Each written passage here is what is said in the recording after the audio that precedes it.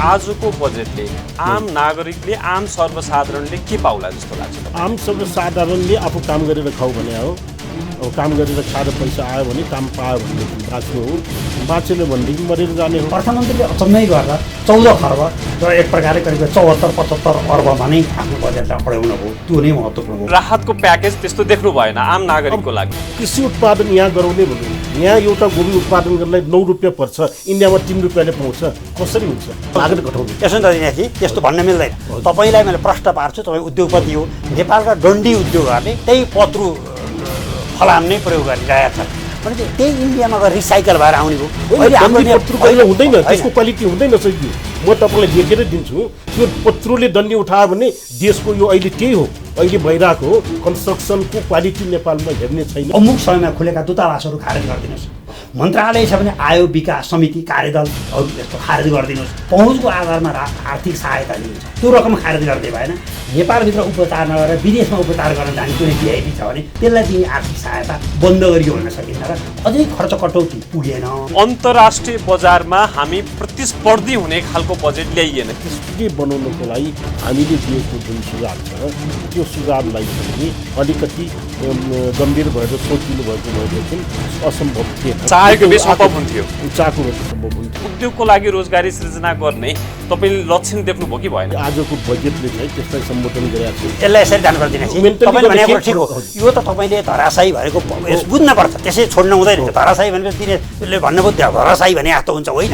यो त चैत 11 गतेबाट नेपाल लकडाउनमा गएपछि पोल्ट्री पनि धराशायी भयो, हाम्रा तरकारी पनि कुहिए, त्यसमा धराशायी भयो। त्योभन्दा पहिला धराशायी भएको होइन। पहिला यसरी बुझ्नु पर्यो। पहिलो कुरो विकास गर्नलाई त्यो मान्छे, त्यो समूह, त्यो उद्योग, त्यो व्यवसाय, त्यो कृषकलाई मेन्टल्ली चेन्ज गर्नलाई र फेरि त्यो व्यवसायमा लगाउनको लागि के आयो त बजेट? मान्छेहरूले खान नपाएपछि, मान्छेहरूको खाद्यान्न अभाव भएपछि लुटपाट अवस्था हुन आउँछ। माछा लिएर मात्र खाने सिकायो भन्ने माछालाई बढाउने पनि त सिकाइदिनु। मैले काम गरेपछि बैङ्कमा पैसा राख्नुभन्दा बढ्ता पाउँछ भन्ने भावनाको बजेट आउनु पर्छ। काम गर्नलाई उत्साहित बनाउनु पर्छ। अनावश्यक खर्चहरू चाहिँ घटाउनुपर्छ धेरै भनेको थियो, ती कुराहरू सम्बोधन भयो कि भएन? भयो। तपाईँले भने जस्तो, मैले भनेको जस्तो त्यति आयो, समितिहरू खारेज भयो। रोजगारी र उत्पादकत्व सृजना गर्ला कि नगर्ला? यसमा त प्रश्न दुईवटा कुरामा जान्छ। एक कुरो म आफै 26 लाख भनिरहेको छु, तपाईँले भने जस्तो 5 लाख पुग्छ भन्ने बित्तिकै त पुग्ने कुरै भएन। सरकार आफूले पनि त्यो घाँसु खनेर पैसा गयो भन्ने कुरा रियलाइज गरिसक्यो। यो 8 महिनाको हेरेर बजेट बनाएको जस्तो लाग्यो कि कोभिड पछिको 2 महिनाको हेरेर बजेट बनाइएन। त्यो नाजायज हो, त्यो ठगी हो। त्यस्तो बैङ्कहरूले त्यस्तै आएको आयलाई चाहिँ कि त डिपोजिटरलाई तिर्नुपर्छ, कि त चाहिँ नि उद्योग व्यवसायलाई पाउनुपर्छ। त्यसको लागि सरकारले नीति के बनाउनु पर्छ भन्दा स्ट्रेट दरमा 3% मात्र फरक हुनु पर्यो। राष्ट्र बैङ्कमा के छ, राष्ट्र बैङ्कको भोलि कर्मचारीहरू जम्मैजना बैङ्कमै जागिर खानुपर्ने।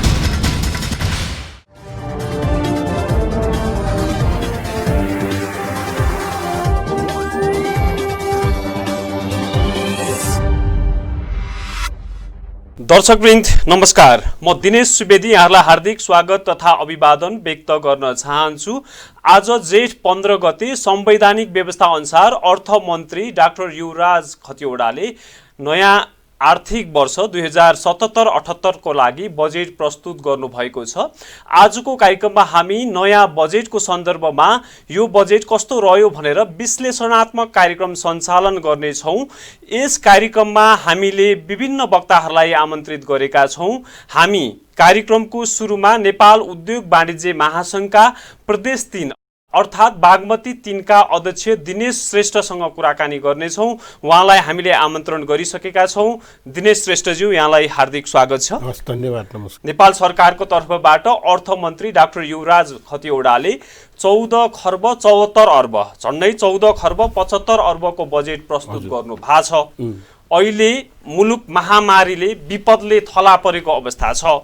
अहिले आम नागरिकहरू अत्यन्तै पीडित बनेका छन्। यहाँका बन्द व्यापारदेखि लिएर सबै कुरा अहिले ठप्प भएको अवस्थामा आजको बजेटले त्यो क्षेत्रलाई चाहिँ समेट्दैन? आजको बजेट अर्थमन्त्रीले प्रस्तुत गर्नुभएको बजेटलाई यहाँले कसरी हेर्नु भएको छ? सर्वप्रथम त अब गणतन्त्र दिवसको उपलक्ष्यमा सबैलाई बधाई छ। 13औं गणतन्त्र दिवस आज हामी मनाउँदैछौँ र प्रत्येक साल यो गणतन्त्र दिवस आएदेखि हामीले ठिक समयमा जेठको 15 गते बजेट पाइरहेको अवस्था छ। यो अभ्यास र सिस्टम राम्रो भयो हैन, पहिला कहिले टुङ्गो थिएन, राम्रो थियो हेर्नुस् है। त्यस्तै अब हामीले योजनाबद्ध र बजेट बनाएर चाहिँ नि खर्च गर्न थालेको आज अब झन्डै 7 दशक भयो है। अब तर देश विकास किन भइरहेको छैन, हामीले विकास जनताले महसुस किन गरिरहेको छैन भन्ने कुरा एउटा प्रश्न हो जस्तो मलाई लाग्छ। आजको अवस्थामा जनताले सोचेको बजेट आएको छ कि छैन, आयो कि आएन? अहिले मलाई लाग्दैन। अब बजेटमा भित्री के कुरा व्यवस्था गरेको छ त्यो अलग्गै कुरो हो। सरसर्ती हेर्दा यहाँले कस्तो जुन तरिकाले बजेट अब मैले सुन्ने मौका पाएँ र अर्थमन्त्रीज्यूले जुन भन्नुभएको छ यो रेगुलर बजेटकै एउटा क्रमिकता मात्रै हो जस्तो मलाई लागेको छ। यसमा कुनै खासै नयाँ कुराहरू जुन यो अहिले 8 महिनासम्म अर्थतन्त्र अर्थव्यवस्था राम्रै थियो, फागुनसम्म भनौँ। अब चैतमा अलिकति बिग्रेर गयो, चैत 11 गतेदेखि बन्द भएपछि त्यो एकैचोटि ट्रेन चलिरहेको ट्रेन स्टप भए जस्तै स्टप भयो। अहिलेको बन्दले पारेको इफेक्ट पर्न सक्ने इफेक्ट त हुन त 8 महिनाको बजेटलाई पनि सुरुमा बनाएको जुन फिगर छ 8% 8.2 को जिडिपीमा ग्रोथ हुन्छ भन्ने कुरा भएको थियो, तर त्यसलाई बिचमा रिभाइज गरेर अलिक कम गरिएको थियो। त्यो अभ्यास चाहिँ नि बजेटले अहिलेसम्म सुनेको आधारमा गर्ला कि नगर्ला, भोलिको दिनमा अब 1 वर्षपछि 60% को ठाउँमा त्यो विकास पुगेन भन्ने त कहीँ न कहीँ हामी कमजोरी छ। यहाँले अहिले विश्लेषण गर्दा मुलुकको अर्थतन्त्रको समस्या, जनजीविकाको समस्या के थियो सरसर्ती हेर्दा? निजी क्षेत्रको तर्फबाट हामीले 2-3 कुरा भनेका थियौँ। एउटा राहतको प्याकेज एउटा आउनु पर्यो जिडिपी को 5% को। त्यो के को लागि त भन्दाखेरि हामी विपन्न र सङ्कटग्रस्त श्रमजीवीहरूको राहत घोषणा गरी संरक्षण गरौँ भने हो।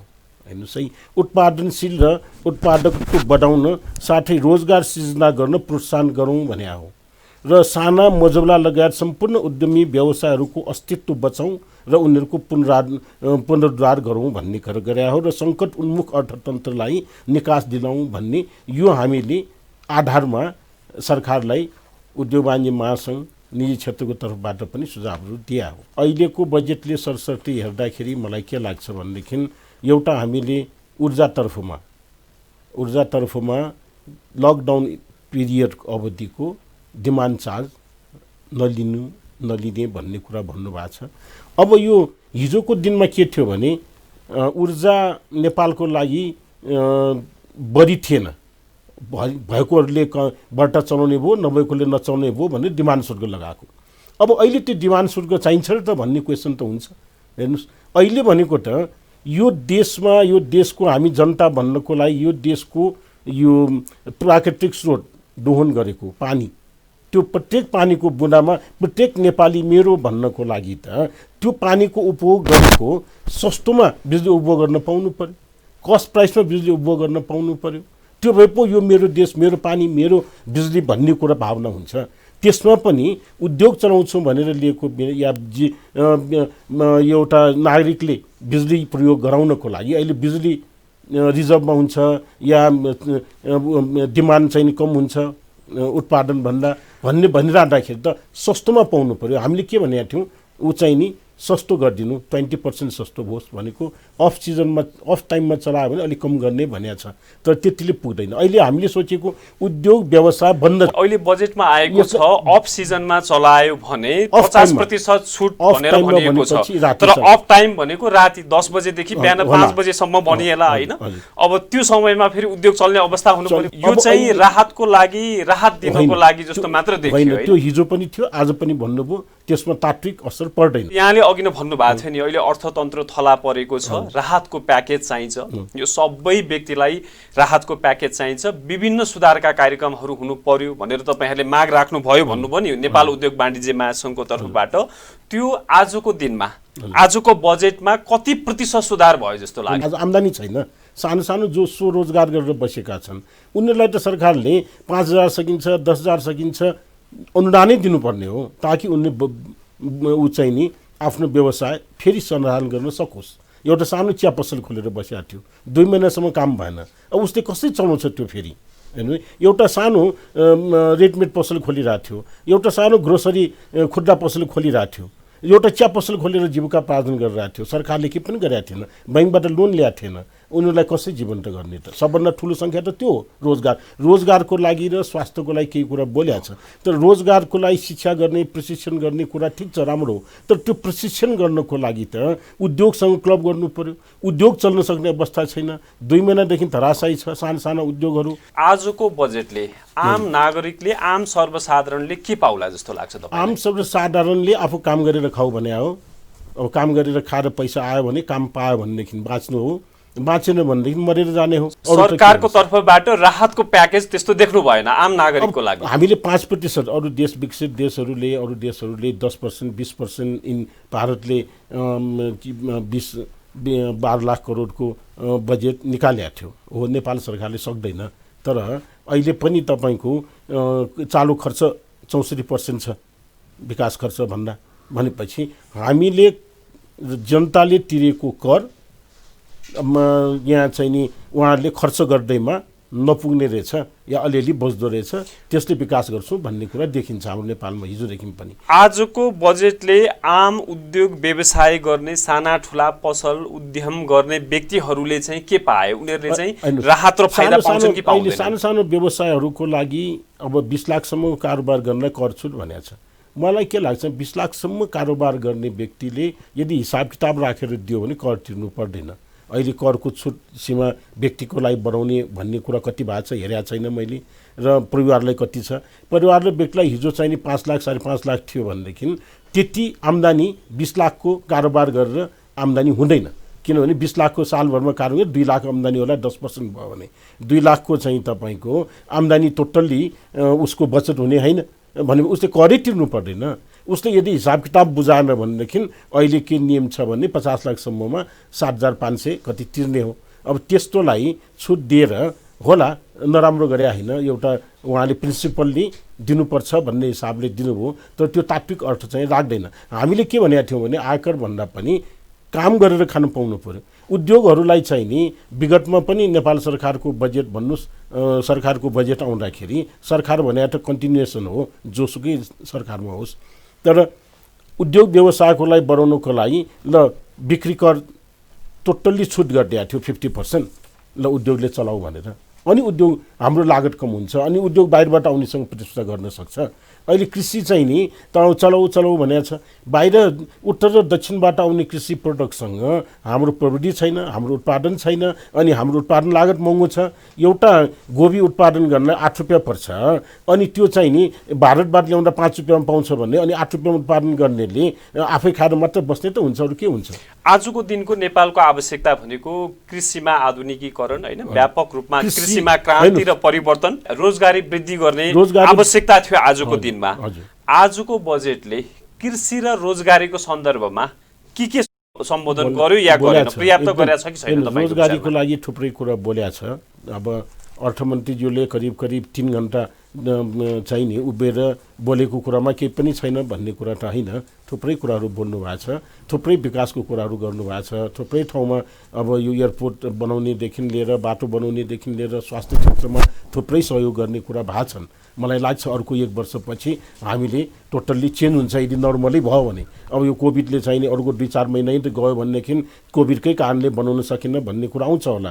तर चाहिँ आजको बजेटको कुरा गर्दा आज स्वास्थ्यको लागि राम्रो देखिन्छ, झन्डै 90 अर्ब रुपैयाँ बजेट राखिएको छ स्वास्थ्य क्षेत्रमा। त्यो राम्रो ठाउँमा खर्च पूर्वाधारको लागि राम्रै देखिन्छ, सडक निर्माणहरू, त्यसपछि विमानस्थल निर्माणहरू, पूर्वाधारको लागि सराहना गर्नुपर्ने नै बजेट छ आजको पार्टमा। तर मैले अघि नै जोड्दै थिएँ, समग्र कृषिको विकास र रोजगारीको लागि यो बजेटले कति नतिजा देला या नदेला? हामीलाई चाहिँ नि यो कोभिड भयो र यस्तै अर्थतन्त्र प्रभाव पर्यो भन्ने कुरोलाई चाहिँ नि बजेटले एड्रेस सम्बोधन गरेको चाहिँ नि आभास पाएको छैन। तपाईँले रोजगारको लागि भन्नु, रोजगारको लागि उहाँले भन्नुभएको छ हामीलाई अहिले अनुमान के छ भने 25 लाख जति रोजगारीको सृजना गर्नुपर्ने जरुरी हुन्छ। यो भने सानो कुरो होइन। अहिले उहाँले नै प्रस्तुत गर्नुभएको तथ्याङ्कले के देखाउँछ भनेदेखि प्रति उद्योग हिजोको दिनमा 145 प्रति उद्योग चाहिँ नि कामदार थियो, त्यो घटेर अहिले 140 भएको छ भनेपछि त्यसले के सङ्केत गर्छ भने उद्योगहरूले मेकानाइजेसनमा जान्छ र यो श्रम शक्तिलाई अलिक कम गर्न खोजेको छ भन्ने देखाउँछ।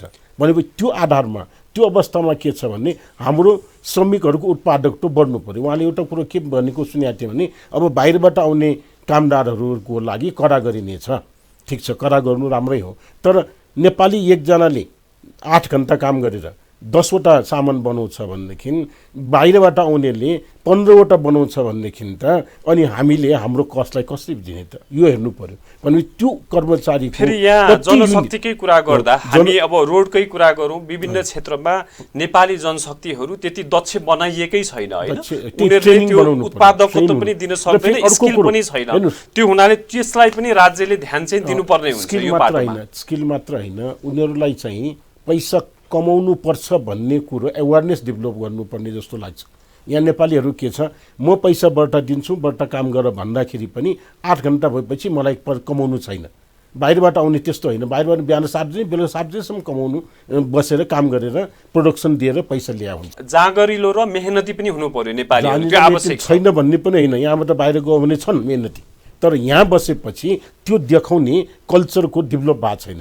नेपालमा के भयो अहिले, अब यो विगत 8-10 वर्ष 15 वर्षमा गाउँमा बाहिर पठाउन सकेन छोराछोरीलाई भनेदेखि, बाहिर यदि गएर रेमिट्यान्स ल्याउन सकेन भने आफूलाई अलिकति यो के भन्छ त्यो ठाउँमै आफू अलिक कमजोर एउटा ठान्ने जस्तो भयो भने त्यो कल्चरलाई चेन्ज गर्नुपर्ने छ। अब यहीँ बसेर कमाउन नसक्ने होइन, यहीँ बसेर पनि यदि काम गर्ने हो भनेदेखि रोजगारी छ, कमाउन सक्छ। त्यो कल्चरलाई चेन्ज गर्नुपर्ने अवस्था छ। सिपको लागि भनिया छ ब्युटी पार्लरदेखि लिएर अरूमा सिकर्मी दकर्मी ट्रेनिङ दिने, त्यो ट्रेनिङलाई आवश्यकतासँग लग गर्नु पर्यो। अर्को पनि कुरा उहाँले भन्नुभयो, मैले सुनेको थिएँ कि उद्योगको आवश्यकता अनुसार एब्जर्भ गर्ने भयो भने 50% न्यूनतम तलबको भनेको छ। न्यूनतम तलब भनेको 15,000 को आधी पैसा राज्यले कति 50,000 20,000 कतिलाई दिने भनेको छ। अब त्यो कस्तोलाई दिने भनेपछि त्यो पनि क्वेसनेबल हुन्छ देशभरमा। तर देशभरमा उद्योग लगानी उद्योगमा गरौँ भन्ने भावना जबसम्म जागृति हुँदैन नि, त्यो जागृति गर्ने केही कुरा आओस् भन्ने हाम्रो चाहना हो। त्यसको लागि के भन्ने, उद्योगले आयात गर्ने कच्चा पदार्थ, साग कच्चा पदार्थ, प्याकिङ मेटेरियल। अहिले भन्नुहोस्, प्याकिङ मेटेरियलको कारणले नेपालको उद्योगको उत्पादनको क्वालिटी ठिक छैन। हिजो एउटा प्रोग्राममा एकजना वन उद्यमीले के भन्नुभएको थियो भने, हामीले बाहिरको जुस बनाएको बिक्री भएन भन्नुभयो। नेपालमा उहाँलाई प्याकिङ गर्नलाई सामान चाहियो भनेदेखि उहाँले अफोर्डै गर्न सक्दैन भनेपछि अरू देशमा त्यो सस्तो पर्छ। अहिले हाम्रो अर्थतन्त्र भनेको आयातमुखी अर्थतन्त्र छ। हजुर, विगत 6 महिना अगाडिको तथ्याङ्कलाई आधार मान्ने हो भने अहिले त लकडाउन छ, अहिले आयात अलिकति कम अवस्था छ। त्यो 6 महिना अगाडिको अर्थतन्त्रलाई हामीले आधार मान्ने हो भने हामी 14 खर्ब बराबरको आयात गर्छौँ र 1 खर्ब बराबरको निर्यात गर्छौँ। 90% भन्दा बढी हामी आयात गर्छौँ। आजको आवश्यकता भनेको मुलुकमा औद्योगिकरण, यही नै बढी भन्दा बढी उद्योगहरू स्थापना गर्ने, हाम्रो आयातलाई एकदमै कम गर्ने, हामी आत्मनिर्भर हुने र निर्यातलाई बढावा दिने हैन। आजको आवश्यकता त्यो थियो। त्यो अनुसारको बजेट छ कि छैन आजको? त्यो गर्न सकिँदैन। अहिले पनि हामी कसैले पनि एउटा जनरल हामी जो उद्योगमा लगानी गरिसक्यो उनीहरूको लगानी फसिसक्यो।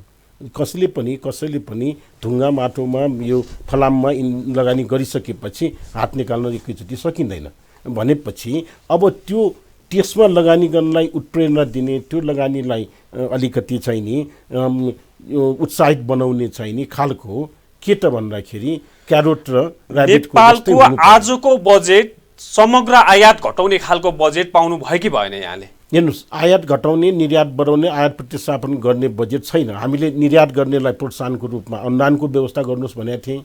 हामीले चाहिँ तपाईँको भारतमा आए एक्सपोर्ट गर्नलाई पनि यो अनुदानको व्यवस्थाको लागि रिक्वेस्ट गरेका थियौँ। नेपालमा उत्पादन बढाउन, आयात प्रतिस्थापन हुने उद्योगहरूलाई चाहिँ नि केही सहयोग गर्ने भनेको छ। अहिले पाठ्य पुस्तकको लागि सरकारले 2-3 अरब पैसा लगाएको छ, तर पाठ्य पुस्तक भएर पुगेन।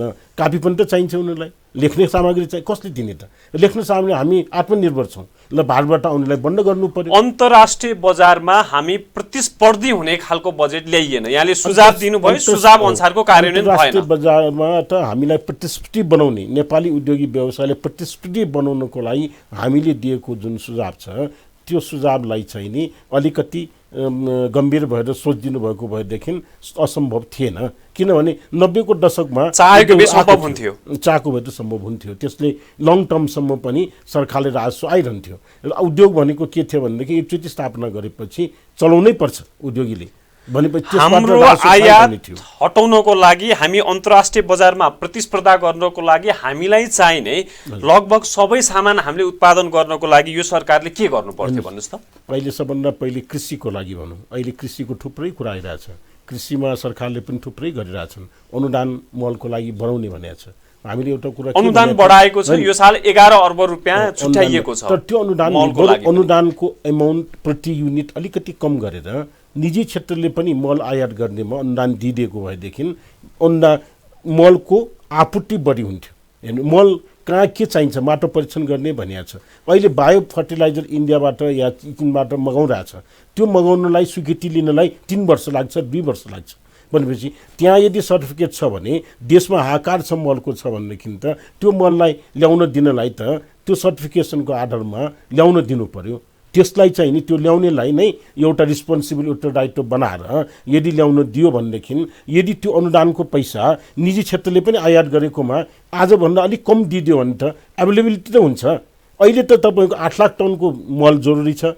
2-3 लाख कृषि सामग्री र साल्ट्रेनिङले मगाउँछ भने अरू कहाँबाट आपूर्ति हुन्छ त भन्दा चोरेर ल्याउनु पर्यो या स्थानीय रूपमा बनाउनु पर्यो। यो कुरोलाई ध्यान दिनु पर्यो कृषिको लागि। हेर्नुहोस् है, सेकेन्डमा कृषिको उत्पादनलाई लागत कम गराउनु पर्यो, उत्पादन बढाउनु पर्यो। प्रविधि चाहियो हैन, उनीहरूलाई सजिलैसँग उपलब्ध हुनु पर्यो। त्यसमा अनलाइनहरू थुप्रै गर्न सकिन्छ। त्यसकारणले बिउलाई चाहिँ तपाईँको ब्रान्डेड बिउ किन्यो भने पैसा फिर्ता दिने भन्ने एउटा पनि राख्नु भएको छ। त्यो राम्रो कुरो हो। त्यो बिउ सस्तोमा पायो भनेदेखि तर सबैले पाउने व्यवस्था हुनु पर्यो कृषिको लागि। उद्योग धन्दाहरू बन्द छ हैन, सबैका रोजगारी गुमेको छ। 20औं लाख व्यक्तिहरू आज बेरोजगार भएको अवस्था छ।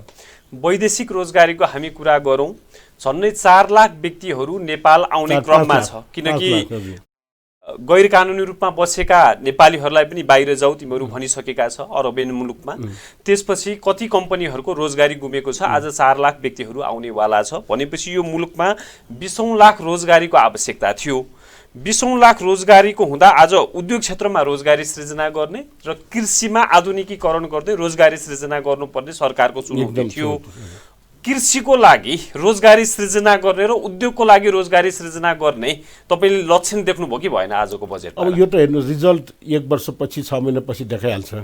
तर आजको बजेटले चाहिँ त्यसलाई सम्बोधन गरेका छैन। बीचमा फेरि राज्यले लकडाउनले गरेको इफेक्टको लागि सामना गर्नलाई अर्को बजेट ल्याउँछ होला भन्ने मैले आशा गरेको छु। किनभनेदेखि उद्योग व्यवसाय चलाउनको लागि र उद्योगहरूको लागि नीतिगत पनि हामीलाई प्रब्लम छ र यो सुविधा पनि सरकारले दिन सक्ने भनेको के भनेदेखि नि करैको माध्यमले हो कि जनतालाई राहत दिने भनेको करकै माध्यमबाट हो। यो कोभिडबाट हुने प्रभावको लागि सामना गर्न अर्को चाहिँ नि केही न केही प्याकेटहरू सरकारले बीचमा ल्याउँछ होला भन्ने हामी आशा गरौँ भनेको पुरापुर भिजन राखिएर यो बजेट आएन भन्ने कुरा यहाँको। अब अर्थमन्त्रीज्यू हेर्नुहोस् अर्थशास्त्री हुनुहुन्छ, उहाँले धेरै कुरा थाहा छ। हामीले सिकाउनु पर्ने होइन, उहाँ बुझ्नु पनि हुन्छ र उहाँलाई पनि केही प्रेसर होला। रेगुलर रूपमा जुन आउनुपर्ने बजेट आएको हो यो त्यस्तै लाग्छ। र अब यो हुनसक्छ यो 2 महिना बन्द जस्तो कर्मकाण्डी बजेट थियो नि आजको दिनमा त्यही कर्मकाण्डी बजेट भयो। यसबाट धेरै सुधारको अपेक्षा गर्न सकिन्न भन्ने कुरा। अहिले 2% मात्रै डेभलपमेन्ट यो जीडीपी बढ्छ भन्ने कुरा आकलन गरिसकेका छ। त्यो नकारात्मक नहोस् भन्ने चाहना हो। हामी अहिले लकडाउनलाई बिस्तारै खोलेर जाउँ। यो 1 महिना भए पनि बाँकी छ यो साल आर्थिक वर्षको भनेको। त्यसमा अब 20 गतेपछि थाहा होला के गर्छ राज्यले। भनेपछि मान्छेहरूले खान नपाएपछि, मान्छेहरूको खाद्यान्न अभाव भएपछि लुटपाट अवस्था हुन आउँछ। हेर्नुहोस् है, त्यस कारण त्यो नहुनको लागि सरकारले अब खाद्यान्नको रिजर्भ राख्ने पनि भनेको छ। तर खाद्यान्न अब भारतबाट आउने खाद्यान्न, चीनबाट आउने खाद्य पदार्थ उनीहरूलाई कम गर्ने, उनीहरूमा कर बढाएको जस्तो पनि लाग्छ। तर नेपालमा उत्पादन त हुन्छ, 3-4 महिना 5 महिना उत्पादन हुन्छ। तर त्यो उत्पादनको लागत सस्तोमा कसरी गर्ने भन्ने कुरो चाहिँ राज्यले हेर्नु पर्यो। रोजगारीको लागि अहिले 25 लाख जति रोजगारी तपाईँको नेपालमा सिर्जना गर्नुपर्ने जरुरी छ। किन वर्षै नै 5 लाख जति रोजगारी हाम्रो अन्य स्वदेशमै सिर्जना हुन्छ। अब विद्यार्थीहरू बाहिर पढ्न जाने पनि कम हुन्छ, पर्यटनहरू आउने टोटल्ली कम हुन्छ भनेपछि पर्यटन क्षेत्र, यातायात क्षेत्र चाहिँ नि एकदमै समस्यामा छ। उनीहरूलाई पनि एड्रेस गरेका छैन, खालि के भनेको छ पुनर्कर्जाको व्यवस्था गर्ने भनेको छ। यसमा आउँला आजको दिनमा 25 लाख रोजगारीको आवश्यकता हो। प्रधानमन्त्री स्वरोजगार कार्यक्रम अन्तर्गत यो साल रकम बढाइएको छ, 11 अर्ब 60 करोड रुपियाँ छुट्याइएको छ अनि विभिन्न सरकारी संयन्त्रबाट चाहिँ अलिअलि रोजगारी सृजना गर्ने भनिएको छ। करिब करिब 4 लाख 5 लाख स्वरोजगार बनाउने हैन रोजगारी दिने भनिएको छ। त्यसबाट रोजगारी पाउलान् कि नपाउलान्? यसमा देशभरको निजी क्षेत्रको संस्थालाई पनि साथ लिएर जानुपर्ने हो रोजगार सृजना गर्नलाई, सरकारले मात्र गरेर हुने होइन। त्यसकारणले अब यो जुन कसैले ट्रेनिङ लिइसकेपछि सिप लिइसकेपछि रोजगारी भयो भन्ने कुरा त भएन, उसले काम पाउनु पर्यो, काम गर्नु पर्यो, काम गरेको देखिनु पर्यो। त्यसकारणले अहिले पनि तपाईँको रोजगारीको सृजनाको विषयमा सरकारसँग पनि टोटल्ली तथ्याङ्कहरू छैन र अहिले व्यवसायहरूले सकभर कर्मचारीहरू रोजगार राखेर काम गर्नुभन्दा मेसिन राखेर काम गर्न बढी रुचाइरहेको अवस्था छ। त्यसले गर्दा सोच्या जति रोजगार 25 लाख त कुनै हालतमा दिन सक्दैन। अब आजको दिनमा स्थायी रोजगारी चाहिएको हो नि हैन, जसको लागि हामीलाई के लाग्छ भने स्थायी रोजगारीको लागि मलाई के लाग्छ धन्दा स्थापना गर्नु पर्यो, विभिन्न नयाँ आयोजनाहरू ल्याउनु पर्यो हैन। अब यहाँ प्रधानमन्त्री स्वरोजगार कार्यक्रमको लागि के गरिन्छ? घाँस काट्नको लागि हैन, सरसफाई गर्नको लागि बजेट दिन्छ, लगभग 100 दिनको रोजगारी दिने, 1/4 त्यतिकै दिने भन्ने जस्ता यो कोषबाट दिइन्छ भनेपछि चेन्ज गरेर रोजगारीको लागि प्रभावकारिता त भएन नि। उत्पादनमूलक माने उसले कन्टिन्युएसन माछा मार्ने प्रविधि, माछा मार्ने ठाउँ, माछा मार्न सिक्ने र माछा मार्ने ठाउँ व्यवस्था गरेर त्यो पैसा दिएको भएदेखि सधैँ माछा मारेर खान्छ। हेर्नुहोस्, मैले माछा लिएर मात्र खाने सिकायो भनेदेखि त माछालाई बढाउने पनि त सिकाइदिनु पर्यो। अहिलेको अवस्था त्यस्तै जस्तो लाग्छ। जस्तै तपाईँ उद्योग वाणिज्य महासङ्घको प्रतिनिधित्व गर्नुहुन्छ होइन, पूर्व उपाध्यक्ष हुनुहुन्थ्यो, अहिले प्रदेश 3 को तपाईँ अध्यक्ष हुनुहुन्छ। तपाईँहरूले सरकारलाई सुझाव पनि दिने गर्नुहुन्छ होइन, माछा मार्न मात्र सिकाउने बजेट सरकारी तवरबाट किन आउने गर्छ? हामीले के भन्छौँ भने हामीले भनेको कुरोलाई अब होला हाम्रो लागि मात्र भन्यो भन्ने कुरा सुझाव होला, त्यो होइन।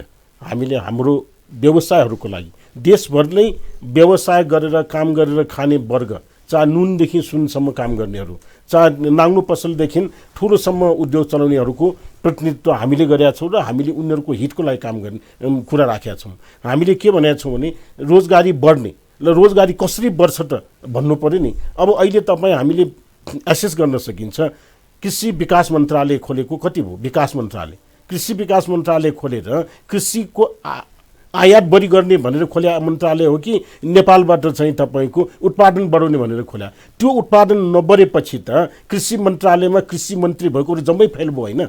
जम्मैसँग तपाईँ अगाडि राखेर सोध्नु, जम्मैले भन्छ मैले राम्रो गरेका छु, जम्मैले मैले राम्रो गरेका छु भन्छ। मतलब भन्नुहोस् न, जम्मैले राम्रो गरे भने परिणाम त राम्रो आउनुपर्ने, कहीँ न कहीँ मिस्टेक छ। उद्योगको हामीले विकास भएको छैन भनेको, उद्योगको लागत नेपालमा महँगो भयो, उद्योगबाट मान्छेहरू विस्थापित हुँदै गयो, उनीहरूलाई त्यहाँ स्टिक गर्नुपर्ने हो कि होइन राज्यले भन्नु पर्यो। राज्यले के भयो भने हिजोको दिनसम्म प्रष्ट कुरो छ, हिजोको दिनसम्म डिप्रेसन छ, पैसा छ, बाहिरबाट आयात गरेका छ। 90 रुपियाँ उनीहरूले कमायो भने 90 रुपियाँ बाहिरै जान्छ, 80 रुपियाँ बाहिर जान्थ्यो, जम्मै कुरो आयात गरेर खाएको थियो, जम्मै खुसी थियो।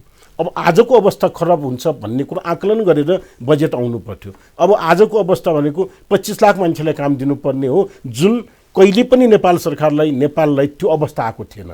हिजो विश्वयुद्धदेखि नै सोच्नुहोस् त नेपालीहरू बाहिर गएर काम गर्थ्यो, बाहिरै काम पाइरहेको थियो, अब बाहिर काम नपाइने भयो भन्ने सोचेर हामीसँग जति अहिले सीमित स्रोत साधन छ नि, त्यो सीमित स्रोत साधनबाट 25 लाखले रोजगारी पाउने अवस्था हुन्थ्यो यदि साँच्चीकै राम्रो नीति नियम ल्याएको भए सम्भावना हुन्थ्यो। जम्मैले आफ्नो घरमा पैसा राख्नुभन्दा, बैङ्कमा पैसा राख्नुभन्दा काम गरेर खान्छु भन्ने एउटा वातावरण बन्नु पर्यो। मैले काम गरेपछि बैङ्कमा पैसा राख्नुभन्दा बढ्ता पाउँछ भन्ने भावनाको बजेट आउनु पर्थ्यो, काम गर्नलाई उत्साहित बनाउनु पर्थ्यो। अनि न चाहिँ तपाईँको यो इन्भेस्टमेन्ट आउँछ, अनि न रोजगार सृजना हुन्छ। कसैले पैसा छ सानो पसल खोलेर काम हुन्छ। अहिले पनि बाध्यता हुन्छ, मान्छेहरू बाहिर काम गरेन, खेतीमा काम गर्छ होला, कहीँ न कहीँ काम गर्न खोज्छन्, तर गर्न सकेन भने त्यस्तै एकदम नराम्रो अवस्था सिर्जना हुन्छ। हामीसँग अर्थविद एवं नेपाल सरकारका पूर्व सचिव, उहाँ अर्थ सचिव समेत भइसक्नु भएको छ, कृष्णहरि बास्कोटा, उहाँ उपस्थित पनि हुनुभएको छ। उहाँलाई म स्वागत गर्न चाहन्छु। कृष्णहरि बास्कोटाज्यू, आज सरकारले बजेट प्रस्तुत गर्यो, अर्थमन्त्री डाक्टर युवराज खतिवडाले बजेट प्रस्तुत गर्नुभयो। अहिले महामारी र विपदले आम नागरिकहरू थला परेको अवस्थामा यो बजेटले ती नागरिकहरूको अपेक्षालाई सम्बोधन गर्ला कि नगर्ला? यहाँले आजको बजेटलाई समग्रमा कसरी विश्लेषण गर्नुहुन्छ? समग्रमा सबभन्दा पहिला कुरा त बजेटको आकार नै मै पनि एउटा सरप्राइज भएँ, किन चालु आर्थिक वर्षको बजेटको आकार नै 15 खर्ब 33 अर्ब रुपियाँको थियो। राष्ट्रिय योजना आयोगले 17.5 खर्ब रुपियाँको सिलिङ दिएको थियो र हालै सरकारले चाहिँ 15औं पञ्चवर्षीय योजना सार्वजनिक गर्दा 5 वर्षमा म 92 खर्ब रुपियाँ खर्च गर्छु भनेको थियो। त्यो हिसाबले औसतमा प्रत्येक वर्ष चाहिँ 18 खर्बभन्दा घटीको बजेट ल्याएर मिल्दैन थियो। अर्थमन्त्रीले अचम्मै गरेर 14 खर्ब र एक प्रकारले करिब 74-75 अर्बमा नै आफ्नो बजेटलाई अड्याउनु भयो। त्यो नै महत्त्वपूर्ण भयो पहिलो कुरो। त्यो एउटा राम्रो पक्ष, त्यो राम्रो पक्ष भयो। दोस्रो चाहिँ हामीले अहिलेको नि आकलन गर्नु पर्यो, यो साल 10 खर्ब हाराहारी खर्च होला, बजेट बेसी राख्दैमा पनि खर्च हुने त होइन। दोस्रो हाम्रो चाहिँ महत्त्वपूर्ण कुरा के रह्यो भने करिब यसपालि चाहिँ 11.5 खर्ब राजस्व असुली गर्ने लक्ष्य थियो। त्यसलाई चाहिँ घटाएर उहाँले चाहिँ करिब 9 खर्बभन्दा घटीमा राजस्व असुली गर्छु भन्नुभयो। त्यसले पनि अप्रत्यक्ष रूपमा निजी क्षेत्रलाई बढी दबाब दिएन। उहाँले पैसा कहाँ बढाउनु भयो त? यो स्रोत खर्च। अब यो साल राजस्व धेरै उठ्दैन भन्ने उहाँको अनुमान रह्यो। त्यसले के गर्यो भने निजी क्षेत्रलाई चाहिँ अलिकति रिलिफ दियो। यो वर्ष नै 11 खर्बको लक्ष्य राखेको छु, अर्को वर्ष 12 खर्ब राख्छु भने भए त त्यो दबाब बढ्थ्यो। उहाँले कहाँबाट पैसा पूर्ति गर्नुभयो भन्दा वैदेशिक ऋणमा 3 खर्ब रुपियाँ लिन्छु भन्नुभयो। आन्तरिक ऋणमा यो वर्ष चाहिँ 1 खर्ब 95 अर्ब रुपियाँको टार्गेट थियो। उहाँले चाहिँ 2.25 खर्ब बराबरको चाहिँ विदेशी ऋण लिन्छु भन्नुभयो। यो खर्ब नै दाताबाट 57 अर्ब रुपियाँको चाहिँ उहाँलाई चाहिँ अनुदान प्राप्त थियो। यसपालि चाहिँ 60 अर्बको मात्रै अनुमान गर्न भएको छ। त्यस कारणले स्रोतमा पनि मोटामोटी मिलेकै देख्छु। अब जस्तै म बजेटकै कुरा गरौँ न, होइन, 14 खर्ब 74 अर्ब झन्डै 75 अर्ब बराबरको बजेट आएछ। त्यो बजेटकै कुरा गर्दा अब हामीले शीर्षकगत हेर्दा पुँजीगत खर्च 24% मात्र, जुन विकास निर्माण खर्च भन्छौँ हामी, होइन, समग्रमा पुँजीगत खर्च जहिले पनि कम हुने गरेको छ। औसतमा 73% हुने गरेको छ हरेक साल, तर यो वर्ष त धेरै कम हुन्छ होला। विगत 10 महिनाको कुरा गर्ने हो भने 28% मात्र भएको अवस्था थियो। त्यसपछि वित्तीय व्यवस्थापन, अब हाम्रो सामा र ब्याज तिर्नमा 12% खर्च गर्ने भयो यो बजेटबाट। त्यसपछि चालु खर्चमा चाहिँ 64% हामीले खर्च गर्ने भयो, होइन, झन्डै 2/3 चाहिँ चालु खर्चमा चाहिँ साधारण खर्चमै खर्च हुने भयो, प्रशासनिक खर्च लगायतको। अब हाम्रो राजस्वको अवस्था हेर्ने हो भने 8 खर्ब 89 अर्ब रुपियाँ छ।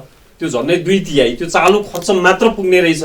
अब विकास निर्माण गर्न र सामा ब्याज तिर्नको लागि चाहिँ हामीले ऋणै लिनुपर्ने रहेछ। त्यो अब हामीले अनुदान 60 अर्ब आउँछौँ भन्ने हामीले आकलन गऱ्यौँ, होइन, अर्थमन्त्रीले आकलन गर्नुभयो। वैदेशिक ऋण झन्डै 3 खर्ब 2 खर्ब 79 अर्ब। त्यसपछि आन्तरिक ऋण चाहिँ 2 खर्ब 25 अर्ब उठाउने भन्ने, होइन। यो अवस्थालाई, समग्र यो अवस्थालाई हेर्दा हाम्रो राजस्व जति उठ्छ त्यसले प्रशासनिक खर्च मात्र पुग्ने रहेछ। विकासको लागि हामीले ऋणै लिनुपर्ने अवस्था रहेछ, होइन। यो अवस्थालाई यहाँले कसरी हेर्नु भएको छ? यो चाहिँ कस्तो भने हामीले चाहिँ IMF को 2001 को भर्सन अनुसार राजस्व र खर्चको कोडिङ परिवर्तन गरेनौँ। चालु खर्चभित्र के पर्छ भने जति पनि डाक्टरले अहिले हामीलाई जाँचिरहनु भएको छ नि, जति पनि स्वास्थ्यकर्मीले काम गर्नु भएको छ, ती सबै तलब चालुमा पर्छ। वास्तवमा उहाँहरूले राम्रो उपचार गरे हुनाले नै मान्छेको आयु बढ्दै जाने भयो। अहिले 69 वर्षको आयु 72 वर्षमा पुग्छ। दोस्रो, आम शिक्षक 2,50,000 शिक्षकहरू हुन्छ, उहाँहरूले जुन तलब पाउनुहुन्छ नि त्यो चालुमा पर्छ। वास्तवमा उहाँहरूले आम विद्यार्थीमा लगानी गर्नुहुन्छ। पुँजीगत बजेट भनेको के हो भने त्यसमा खर्च गरेपछि पुँजी निर्माण हुने, उत्पादकत्व बढ्ने। 8 कक्षामा त्यसलाई मैले चालु नै भन्न खोजेको हो। जुन तलब हामी दिन्छौँ, डाक्टरलाई तलब दिन्छौँ, शिक्षकलाई दिन्छौँ, त्यो त चालुमै भन्न खोजेको हो। त्यो पुँजीगतको लागि त भन्न खोजिएकै होइन, समग्रमा त चालुमै हो नि। कुरा त चालुमै आएको हो यो अवस्था। यहाँ मार्फत यसलाई पुँजीगत भन्न चाहिँ अलिक नमिल्ला जस्तो लाग्छ। तपाईँले के भनिरहनु भएको छ भने वास्तविक कुरो नि त्यही हो। त्यो त अर्थमन्त्रीको आफ्नै मुखले 23% पुँजीगत बजेट भनिरहनु भएको छ, हो नै त्यही। आजको समग्र चुनौती भनेको हामीले चालु खर्चलाई कम गर्ने हो, प्रशासनिक खर्चलाई कम गरेर विकास खर्चलाई बढी गर्नुपर्ने अवस्था हो, होइन। यो बजेटले सम्बोधन गर्यो कि गरेन? हो, त्यसमा म ठ्याक्कै भन्छु, केही गर्यो केही गरेन। के गर्यो भन्दाखेरि यसले के भन्यो भने कर्मचारीले पाइरहेका थिए भत्ताहरू मैले खारेज गरिदिएँ, विदेश जाने चाहिँ पैसा जति मैले खारेज गरिदिएँ होइन, यस्ता प्रशासनिक विविध भएपछि खर्च मैले खारेज गरेँ भनेर यसले भन्यो।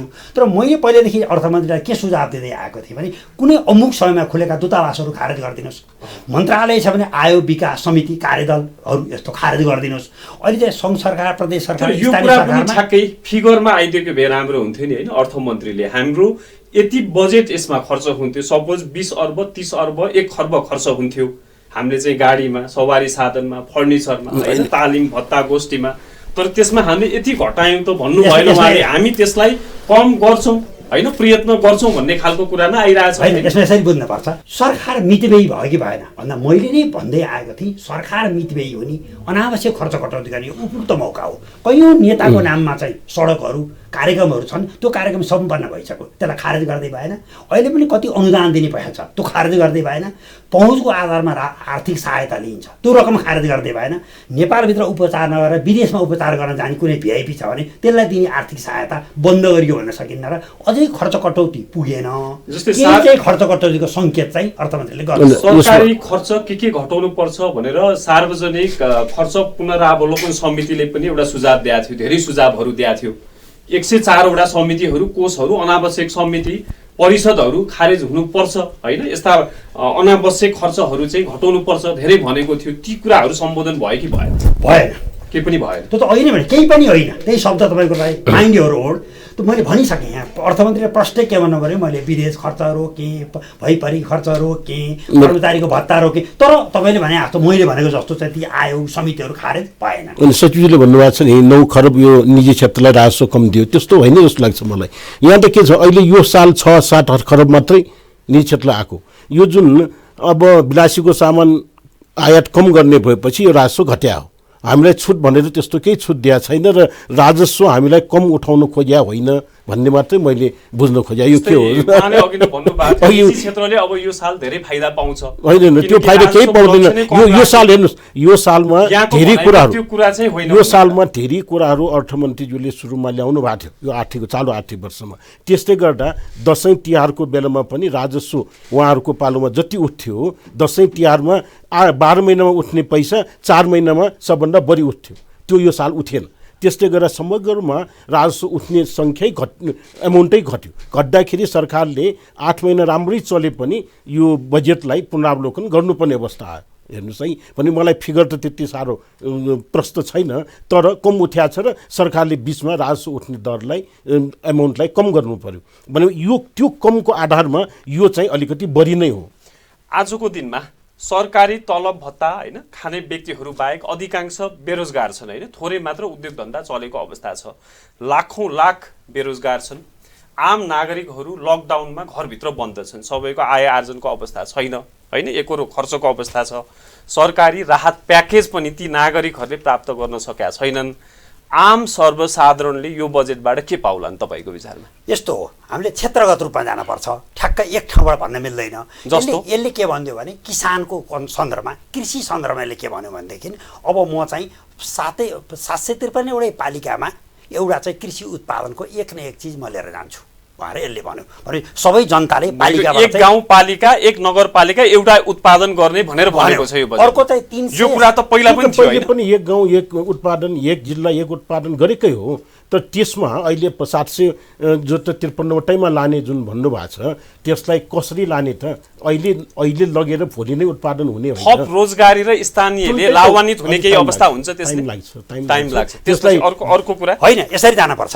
त्यसरी चाहिँ हामीले चाहिँ प्रत्येक कुरो केही पनि भएको छैन भन्नलाई त हामी एकहोरो टेलिभिजनमा यो त केही पनि भएको छैन भनेर घोषणा गरिदिन सक्छौँ। त्यस्तो होइन, राम्रो कुरा यसरी होइन। अहिले हामी कसरी जानुपर्छ भने स्वास्थ्य क्षेत्रमा यसले के भन्यो भने 7वटा प्रदेशमा म 7वटा सरुवा रोग अस्पताल स्थापना गर्छु, 7वटा चाहिँ टेकुमा रहेको जस्तो प्रयोगशाला स्थापना गर्छु, 753 वटै पालिकामा 15 बेडदेखि 25 बेडसम्मको अस्पताल स्थापना गर्छु। त्यो त राम्रो गरेको हो, त्यो लागू भयो हैन? त्यो कार्यान्वयन भयो भने सराहना गर्नुपर्छ। महिलाको उसले प्रष्टै भन्यो, पाठेघर खसी समस्यादेखि विभिन्न उसको नामहरू भनेका छन्, ती रोगको चाहिँ मैले निःशुल्क उपचार गर्छु भनेर स्वास्थ्यमा उसले बताए। आजको बजेट स्वास्थ्यको झन्डै 90 अर्ब विनियोजन गरेको छ। स्वास्थ्यको लागि सराहना गर्नुपर्छ। आज अर्थमन्त्रीले जति कुरा भएको छ त्यो कार्यान्वयन भयो, त्यो खर्च भयो भने हैन सबै स्थानीय निकायमा चाहिँ स्वास्थ्य केन्द्र हैन अस्पताल पनि 50 वटा बनाउने भनिएको, 50 बेडको धेरै ठाउँमा बनाउने भनिएको छ। स्वास्थ्यलाई अब 4 लाखलाई बिमा दिने भनेको छ। त्यो राम्रो छ। 3 करोड मान्छे पूर्वाधारको लागि पर्याप्त बजेट छुट्याइएको छ सडक निर्माणको लागि।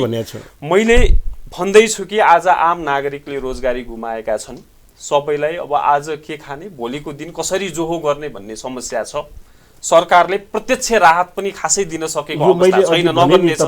ती नागरिकले चाहिँ के पाउँछन् यसरी जानुपर्छ। हामी पहिला व्यवस्थित हौँ न, आफूलाई लाखौँ लाख करोडौँ करोड बेरोजगार भएर भएन। अहिले के छ भने 2017 को नेपालको एउटा रिपोर्टले 10 लाख बेरोजगार देखाएको छ। 1 2 प्रत्येक वर्ष 5 लाख मान्छे चाहिँ श्रम बजारमा आउँछन् भनेपछि 15 लाख भए। 3 अहिले विभिन्न एम्बेसीहरूबाट चाहिँ नेपाल सरकारले सङ्कलन गरेको तथ्याङ्क अनुसार 6 लाख चाहिँ प्लेन चल्ने बित्तिकै फिर्ता आउनेवाला छ। अर्को चाहिँ एउटा सर्वेले के बताउँछ अहिले पर्यटकहरू पर्यटन व्यवसायबाट 5 लाखले रोजगारी अहिले नै गुमाइसके। 26 लाखलाई चाहिँ नि टार्गेट गरेर मैले चाहिँ अर्थमन्त्रीलाई सुझाव दिएको थिएँ, कम्तीमा तपाईँले 1 खर्बको च्यालेन्ज फन्ड या 50 अर्ब रुपियाँको चाहिँ एउटा च्यालेन्ज फन्ड बनाउनुहोस्। त्यसमा प्रधानमन्त्री रोजगार कार्यक्रम, युवा स्वरोजगार कार्यक्रम, घरेलुका स्किमहरू र निजी क्षेत्रसँग मिलेर टाइअप गरेर व्यापक रूपमा युवाहरूलाई कृषि क्षेत्रमा लगानी गर्न सकिन्छ कि। अहिले चाहिँ के देखिन्छ भने अस्ति एउटा तथ्याङ्क आयो 363 अर्ब बराबर चाहिँ विदेशीले रेमिटेन्स नेपालबाट लिएर गएका छन्। के बापत भन्दा इलेक्ट्रिसियनको काम गरेर, प्लम्बिङको काम गरेर, कपाल काटेर, झुरा कागज सङ्कलन गरेर, ठेलागाडामा तरकारी बेचेर, त्यस्तो सेवा व्यवसायमा अब विदेशबाट फर्केका नेपालीलाई त रोजगारी दिनुपर्छ। अहिले 2 खर्बको कृषिजन्य आयात भएको देखिन्छ। कृषिमा ती युवालाई लाउन पाइयो भने त 2 खर्बको आय जो हुन सक्यो। यसरी प्रष्ट देखिने गरी रोजगारी प्रवर्धनको क्षेत्रमा चाहिँ ठुलो रकम च्यालेन्ज फन्ड आउनुपर्छ भनेकोमा आउन सकेन। तपाईँले भन्नुभएको एकदम हो। हेर्नुहोस् है, अब त्यो कवाडी लिएर जाने नेपालीले त्यो कवाडी लिएर जान्छ इन्डियामा, कसलाई बेच्छ? त्यो मन गर्दैन त्यो कुरा गरेर हुन्न भनेको। कृषि उत्पादन यहाँ गराउने भन्नु, यहाँ एउटा गोबी उत्पादन गर्नलाई 9 रुपियाँ पर्छ, इन्डियामा 3 रुपियाँले पाउँछ, कसरी हुन्छ? लागत घटाउनु। यसो त दिनेशजी त्यस्तो भन्न मिल्दैन। तपाईँलाई मैले प्रश्न पार्छु, तपाईँ उद्योगपति हो, नेपालका डन्डी उद्योगहरूले त्यही पत्रु फलाम नै प्रयोग गरिरहेका छन् भने त्यही इन्डियामा गएर रिसाइकल भएर आउने भयो। अहिले हाम्रो पत्रु गरेर हुँदैन, त्यसको क्वालिटी हुँदैन सकियो। म तपाईँलाई लेखेर दिन्छु, त्यो पत्रुले दण्डी उठायो भने देशको यो अहिले त्यही हो, अहिले भइरहेको हो। कन्स्ट्रक्सनको क्वालिटी नेपालमा हेर्ने छैन।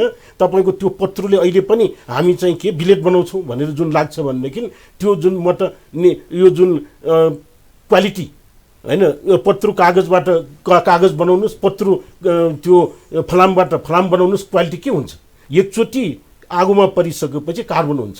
त्यो अब प्रविधिको कुरा हो, बुझ्नलाई टाइम लाग्छ। तर कुरो के हो त भनेदेखि मैले भनेको नेपालीहरूले फर्केर आएकोहरू त्यहाँ के काम गरेर बसेका छन् त भन्दाखेरि मैले सोचेको कोरियामा गएर के काम गर्छौ बाबु भन्दा खालि म त पेस्ट मात्र कस्ने दिनभरि, अर्को के गर्छ फुल मात्र फुटाउने, दिनभरि बस्यो रेस्टुरेन्टमा फुल अन्डा मात्र फुटाउने। त्यो काम गरेको मान्छेलाई नेपालमा कृषकको काम गर्न दिनु परेपछि उसलाई प्रविधि चाहियो, उसलाई मल चाहियो, उसलाई बिउ चाहियो। आजै भोलि नै उनीहरू फर्किने बित्तिकै त्यसको व्यवस्थापन के छ त? दिनेशजीले भनेको कुरो एक अर्थमा ठिकै हो, तपाईँको बुझाइले त ठिक भयो। मेरो बुझाइले के भन्छ भने तथ्याङ्कमा अहिले विदेशबाट फर्केका मान्छेमध्ये 43% अहिले कृषि पेसा गरेका छन्। जो विदेशबाट फर्केर आएको छन् रेस्टुरेन्ट, अहिले नेपालमा 101 रेस्टुरेन्ट विदेशबाट फर्केकाले छन्। अहिले जति पनि सफाइको काम एयरपोर्ट लगायतमा भएको छ नि, त्यो विदेशबाट जो फर्केका छन् तिनले गरेका छन्। अर्ग्यानिक खेती जति भएको छ नि, जो विदेशबाट फर्केका छन् तिनले गरेका छन्। जस्तो लहरे गोलेवाना छ नि, जो इजरायलबाट फर्केका छन् तिनले लहरे खेती गरेका छन्। जतिले खेती गरेका छन् त्यो राम्रो काम गरेका छन्। जस्तै यहाँले अघि नै भन्नुभयो 26 लाख रोजगारीको आवश्यकता हो। तपाईले पनि राम्रो सुझाव दिनु भएको रहेछ। आज रोजगारी स्वरोजगार दिने भनेर 60 करोड रुपियाँ छुट्याइएको छ हैन। करिब 4-5 लाख अरु विभिन्न फन्ड गरेर चाहिँ 4-5 लाख चाहिँ स्वरोजगार चाहिँ बनाउने भनेर चाहिँ छुट्याइएको छ। के त्यसले साँच्चै स्वरोजगार बनाउला कि नबनाउला? हामीलाई 26 लाख आवश्यकता थियो, 4-5 लाखको लक्ष्य छ। त्यो पनि यो कर्णिका छरेसरी छर्ने खालको बजेट हो, थाहा छ यहाँलाई। घाँस काट्नको लागि, सरसफाई गर्नको लागि हैन 60 दिन 90 दिन लगाउने भनेर चाहिँ यो पैसा खर्च गरिन्छ। यस्तो बजेटले मुलुकमा रोजगारी र उत्पादकत्व सृजना गर्ला कि नगर्ला? यसमा त प्रश्न दुईटा कुरामा जाम न। एक कुरो म आफै 26 लाख भनिरहेको छु, तपाईले भने जस्तो 5 लाख पुग्छ भन्ने बित्तिकै त पुग्ने कुरै भएन, अपुग भएको पहिलो कुरो।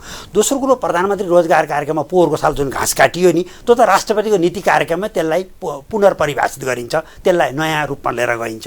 अहिले चाहिँ श्रम बैंकको अवधारणामा लगिन्छ। श्रम बैङ्कको माध्यमद्वारा चाहिँ त्यसलाई नियन्त्रण गरिन्छ। सरकार आफूले पनि त्यो घाँस उखालेर पैसा गयो भन्नेको रियलाइज गरिसक्यो। त्यो कारणले सधैँ चाहिँ रोजगारी भनेको घाँस उखाल्ने दिन्छ कि भन्ने हाम्रो मनमा पनि लिन भयो। हामीले एकैछिन अगाडि कुराकानी पनि गरेका थियौँ। अहिले हाम्रो अर्थतन्त्र आयातमुखी छ। यहाँ लामो समय अर्थ सचिव भएर बस्नुभयो होइन। करिब करिब 90% भन्दा बेसी आयात हुन्छ, 10% भन्दा कम चाहिँ निर्यात हुन्छ। आजको हामी आत्मनिर्भरमुखी र हामीलाई चाहिने सामग्री यही निर्माण गर्नुपर्ने अवस्था थियो। त्यो खालको बजेट आयो कि आएन? तपाईँ एकदम कस्तो राम्रो प्रश्न सोध्नुभयो। यही भएर आत्मनिर्भर कहाँबाट आउँछ त भन्दा पहिला खाद्यान्नबाट आउँछ। त्यही भएर पहिलेदेखि हामीले खाद्यान्न, हरियो तरकारी, फलफुल, माछामासी र दुग्ध अथवा नेपाललाई आत्मनिर्भर गरौँ भनेका थियौँ। अहिले अर्थमन्त्रीले 3टा कुरो भन्नुभयो। 1 दुधमा, 2 मासुमा र 3 तरकारीमा हामी आत्मनिर्भर हुन्छौँ भन्नुभएको छ। खाद्यान्नमा हामीले के बुझ्नुपर्छ, हामी नेपाली भात खाने बानीमा छौँ। हाम्रो पोहोरको साल चाहिँ यो वर्ष भनौँ न 55 लाख मेट्रिक टन धान उत्पादन भयो। हामीलाई 60 लाख मेट्रिक टन उत्पादन भयो भने धान खान पुग्छ। मकै, गहुँ चाहिँ जुन छ नि, अहिले हामी चाहिँ पोल्ट्रीमा त आत्मनिर्भर छौँ, तर मकैको कम्पोनेन्ट जुन छ त्यो 90% चाहिँ इन्डियाबाट अथवा अर्को मुलुकबाट आयात भएर आउँछ। यसले गर्दा हामीले खाद्यान्नमा आत्मनिर्भर नभइकन आत्मनिर्भरतर्फ प्रवेश गर्न नसक्ने भयौँ। अहिले हाम्रो समस्या के हो भने खेतमा 1 धान लागेको छ। अब विदेशबाट चाहिँ जुन चाहिँ युवाहरू आउँछन् नि, 2 बाली 3 बाली लाग्न सक्यो भने हामी आत्मनिर्भरतामा जान्छौँ। यो कुराको एड्रेस आजको बजेटले गर्यो कि गरेन? आंशिक रूपमा गर्यो। तर त्यसमा हेर्नुहोस्, खेतमा अब 3 बाली लाउनलाई पानी छैन। पानी त भुल्नै ल्याउन सक्दैन, सिँचाइ त चाहियो। अब पानी त के छ, 1 बाली त आकाशबाट पानी झर्ला, त्यो जुन चाहिने उत्पादन राम्रो भयो भने हाई हाई गर्छन्। एउटा म सजिलै के भन्न चाहेको भने पोल्ट्री व्यवसाय धराशायी छ, तरकारी व्यवसाय अहिले धराशायी छ। मान्छेहरू भोलि हामी अब तरकारी लाउँदैनौँ भन्ने अवस्थामा छ। त्यसलाई एवेरनेस डेभलप गर्नुपर्छ, त्यसलाई चेन्ज गर्नुपर्छ मेन्टली। यसलाई यसरी जानु पर्दैन। तपाईँले भनेको ठिक हो। यो त तपाईँले धराशायी भनेको बुझ्नुपर्छ, त्यसै छोड्नु हुँदैन। धराशायी भनेको दिनेले भन्नुभयो धराशायी भने जस्तो हुन्छ, होइन। यो त चैत 11 गतेबाट नेपाल लकडाउनमा गएपछि पोल्ट्री पनि धराशायी भयो, हाम्रा तरकारी पनि कुहिए, त्यसमा धराशायी भयो। त्योभन्दा पहिला धराशायी भएको होइन। पहिला यसरी बुझ्नु पर्यो। पहिलो कुरो विकास गर्नलाई त्यो मान्छे, त्यो समूह, त्यो उद्योग, त्यो व्यवसाय, त्यो कृषकलाई मेन्टल्ली चेन्ज गर्नलाई र फेरि त्यो व्यवसायमा लगाउनको लागि के आयो त बजेटले? के गर्यो त? ल उद्योगको तपाईँहरू उद्योगमा लगाउनुहोस्, कृषि सम्बन्धी प्रोसेसिङ उद्योग लगाउने भनेको छ। प्रोसेसिङ गर्नलाई अहिले तपाईँको पालमा पनि भएको थियो, एकचोटि चाहिँ तपाईँको बिक्री कर उद्योगलाई 1 वर्षलाई 50% छुट। एउटा यस्तो एग्रेसिभ प्रोग्राम आउनु पर्थ्यो। अहिले यो बजेटले तपाईँको यो 8 महिनाको हेरेर बजेट बनाएको जस्तो लाग्यो कि कोभिड पछिको 2 महिनाको हेरेर बजेट बनाइएन भन्ने जस्तो मेरो अनुभूति हो। आज नेपाली किसानहरूको कृषिजन्य पदार्थहरू कुहिएको छ, भारतबाट आयात गर्नुपर्ने अवस्था एकातिर छ। त्यसपछि हामी यहाँ कुखुरामा लगभग आत्मनिर्भर थियौँ होइन। कृषकहरूले मासु यसै खानुपर्ने अवस्था भयो। अनि आजको दिनमा उद्योग व्यवसाय गर्ने, व्यापार गर्ने व्यक्तिहरू लाखौँ छन्। करिब करिब 40 खर्ब जति उनीहरूले ऋण लिन्छन्। आजको दिनमा 12-13% हाराहारीको हिसाब गर्दा पनि 40 अर्ब जति त ऋणको ब्याज चाहिँ उनीहरूले तिरिराख्नु परेको अवस्था छ। तर कारोबार ठप्प छ, जनताको आय आर्जनको अवस्था छैन। त्यो हुनाले यो कृषि उद्योग क्षेत्र होइन, यो लगानीको अवस्था, यो समग्रलाई कसरी हेर्नु भएको छ? त्यसलाई सुधार गर्नको लागि बजेट आयो कि आएन? बैंक बस्नुपर्छ, बैंक राम्रो हुनुपर्छ। बैंकले चाहिँ तपाईँको आफ्नो खर्च घटाएर स्प्रेड दरलाई हामी के भनेका छौँ भने 3% स्प्रेड दरलाई घटाएर जुन बैंक असक्षम छन्, जुन बैंकको खर्च बढी छ, त्यो बैंकहरूलाई मर्ज गरेर तुरुन्तै तत्कालै मर्ज गरेर बैंकहरूले आफ्नो खर्चलाई कम गरेर तपाईँको यो बैंकको पनि लागत कम गरेर हामी उद्योगीहरूलाई कम्तीमा ब्याज दिनु पर्यो, कम दरमा। र जसको डिपोजिट छ, तपाईँ म भन्छु बैंकमा 8 अरब रुपियाँ बैंकले लगानी गरेर 3 अरब रुपियाँ कमाइसकेको छ, अब अर्को 3 महिनामा 1 अरब कमाउँछ भनेदेखि त्यो नाजायज हो, त्यो ठगी हो। त्यस्तो बैंकहरूले त्यस्तै आएको आयलाई चाहिँ नि कि त डिपोजिटरलाई त्यो पाउनुपर्छ, कि त चाहिँ नि उद्योग व्यवसायलाई पाउनुपर्छ। त्यसको लागि सरकारले नीति के बनाउनु पर्यो त भन्दा स्प्रेड दरमा 3% मात्र फरक हुनु पर्यो। उनीहरूको खर्चलाई कन्ट्रोल गर्नु पर्यो। उनीहरूको खर्च उनीहरूले नै गरोस्, राज्यले कन्ट्रोल गर्नु पर्दैन। एउटा बैंकको बेस रेट 6% छ, अर्को 11% छ भने त्यो 11% बेस रेट भएको बैंकलाई त क्वेसन गर्नु पर्यो नि। यस्तो कुरा सरकारले सम्बोधन गरेन हैन बजेटमा। बजेट हैन, फिस्कल पोलिसीले सम्बोधन गर्ला भन्छ होला, तर मलाई लाग्दैन। राष्ट्र बैंकमा के छ, राष्ट्र बैंकको भोलि कर्मचारीहरू जम्मैजना बैंकमै जागिर खानुपर्ने, आम नेपाली पनि के छ, रोजगारी अलिक अक्षर परेपछि ग्रेजुएट भएपछि कहाँ जागिर दिने भन्दा बैंकमा। यो बजेटको कार्यान्वयन पछि के हुनुपर्छ र यो बजेटमा भएको जति कमजोरीहरू छ नि सुधार त फेरि गर्न सकेला हैन, सुधार गर्ने गुन्जाइस छ कि छैन, सुधार गर्नुपर्छ कि पर्दैन, के गर्नुपर्छ? वास्तवमा यस्तो हो, पहिलो कुरा एउटा कुरा हामीले के बुझ्नुपर्छ नि, यसका सकारात्मक पाटा पनि छन्, यसका नकारात्मक पाटा पनि छन्। संसदमा के हुन्छ भने 100 रुपियाँको विपक्षी दलले चाहिँ प्रस्ताव ल्याउन सक्छन् 100 रुपियाँ खर्च कटौतीको।